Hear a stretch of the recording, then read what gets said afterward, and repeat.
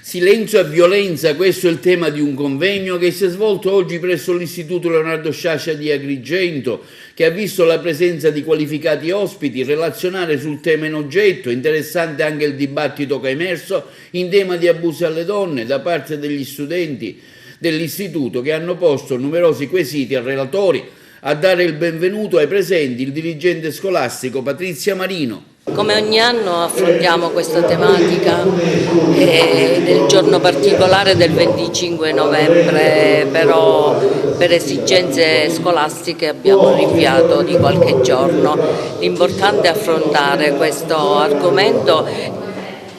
dove viviamo delle situazioni problematiche giorno dopo giorno, e quindi è giusto che ai ragazzi diamo un input, diamo la possibilità di affrontare questo argomento con degli esperti. Oggi abbiamo invitato sia il responsabile dell'area educativa della casa circondariale, il quale ha portato non solo lettere di detenute ma anche dei lavori svolti sull'argomento in particolare. Abbiamo sensibilizzato i nostri ragazzi che comunque sono abbastanza attenti all'ascolto,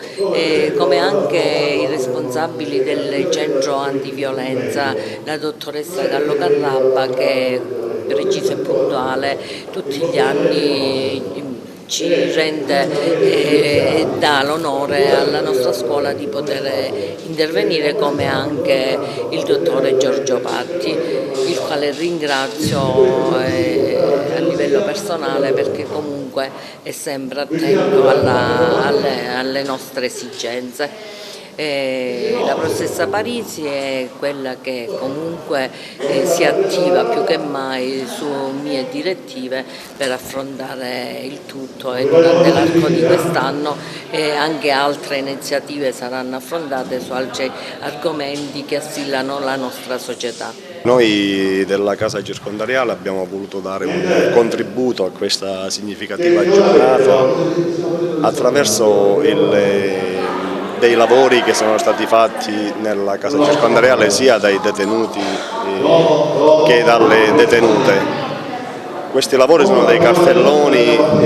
e degli scritti, sia dei pensieri che delle poesie che abbiamo fatto leggere agli alunni di questo liceo.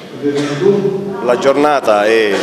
veramente molto significativa e abbiamo invitato anche la preside a portare delle delegazioni in istituto per fargli conoscere come lavoriamo su questi soggetti che maltrattano le donne e comunque compiono dei reati di violenza sulle donne. È importantissimo, dobbiamo appunto partire e parlare di violenza con i ragazzi, perché loro sono i futuri professionisti, sono i futuri mariti e le future mogli, per cui è necessario parlare con loro per far sì che loro comprendano quali sono i segnali perché un rapporto